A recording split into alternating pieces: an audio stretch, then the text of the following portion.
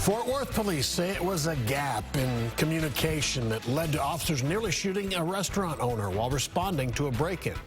Here for you, the news leader, Fox 4. Fort Worth police say it was a gap in communication that led to officers nearly shooting an armed restaurant owner by mistake.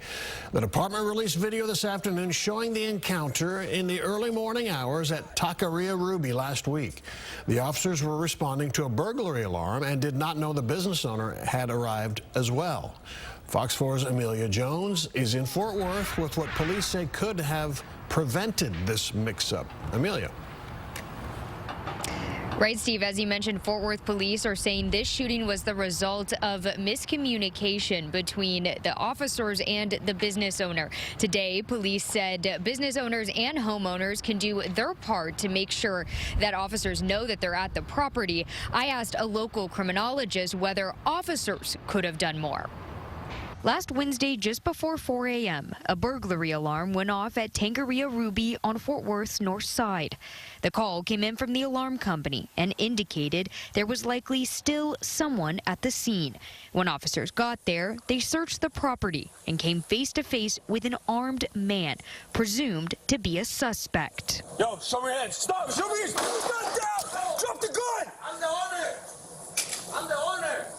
After de-escalating, officers realized it was actually the restaurant's owner. When the officers show up to the scene, they are going to be looking for a suspect. They're not going to be looking for a victim or an owner of a premises at 2:30 a.m., right? Alex Del Carmen is a criminologist at Tarleton State University.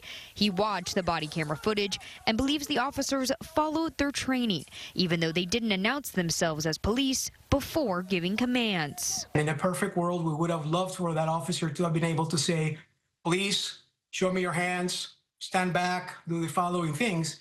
But that officer has a very small window in which to actually say that.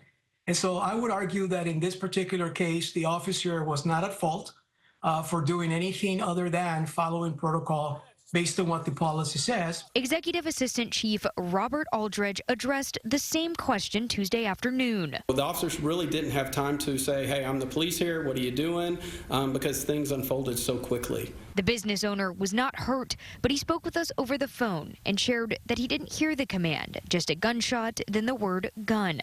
We asked Aldridge if he could see it through the eyes of the owner. I can put myself in his shoes that if it was my business and I was on the property and somebody's yelling at me to drop a gun and I'm not knowing who they are, I can see his perspective for sure. Aldridge says business owners can help by calling and alerting dispatch if they're coming to the property. Let us know what you're driving. Let us know what you're wearing. Let us know if you're armed because we want to know what we're going into before we show up and surprise each other, as you saw in this video. Del Carmen agrees more coordination on both sides would have changed the outcome. I don't think this is an issue of mistaken identity as much as it is an issue of lack of coordination. But I think both the business owner as well as the officer were both having the best intent in mind, which was to try to apprehend the individual and try to solve the case. The two officers involved in this shooting are back from leave and at work tonight. The business owner will not face any charges, and police are still looking for those responsible for the burglary. Steve, back to you. All right, Amelia Jones. Amelia, thanks.